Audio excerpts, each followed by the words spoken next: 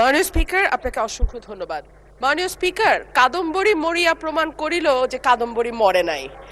আমাদের তেলের দাম শেষমেশ বৃদ্ধি হইল মাননীয় স্পিকার, কিন্তু তার আগে আমরা দেখলাম কয়েক কিলোমিটার জুড়ে লম্বা লাইন। আমরা দেখলাম মাঝরাত পর্যন্ত ড্রাইভাররা দাঁড়িয়ে আছে, তারা তেল পাচ্ছে না, কিন্তু সরকারের সেই ব্যাপারে কোনো হেলদোল নাই। আশ্চর্য হয়ে লক্ষ্য করলাম মাননীয় স্পিকার, মন্ত্রীরা যখন সংসদে বক্তব্য দেন তখন তারা অবলীলায় বলেন বাংলাদেশে জ্বালানির কোনো ঘাটতি নাই। 200-র বেশি সার্ভিস ও ফিচারে লেনদেনের সব বিকাশ অ্যাপে সম্ভব। কিন্তু মাননীয় স্পিকার, যখন তেল নিতে যায় তখন দেখা যায় 3 কিলোমিটার লম্বা লাইন। মাননীয় স্পিকার, সরকার সম্ভবত কিছু পদক্ষেপ গ্রহণ করবার ঘোষণা দিয়েছে। তার একটা হচ্ছে মার্কেট প্লেস 7টা বাজে বন্ধ করে দেয়া।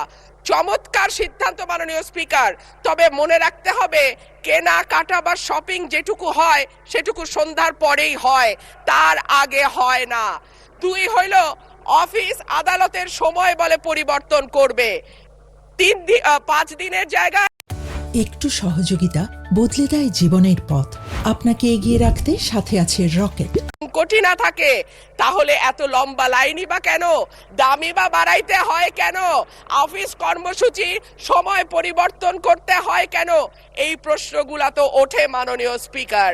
মাননীয় স্পিকার, আপনার মাধ্যমে এই সংসদের কাছে আমি জানতে চাই, জ্বালানি মন্ত্রীরা যখন গণমাধ্যমে কথা বলেন তখন মনে হয় বাংলাদেশে আল্লাহর রহমতে কোনো সংকট নাই।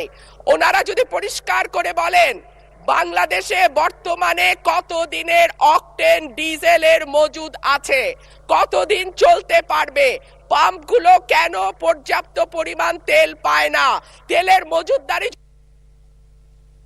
ধন্যবাদ মাননীয় সদস্য। মাননীয় চিফ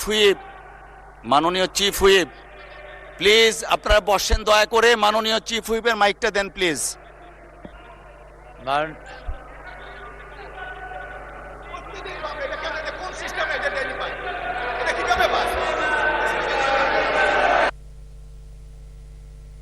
মাননীয়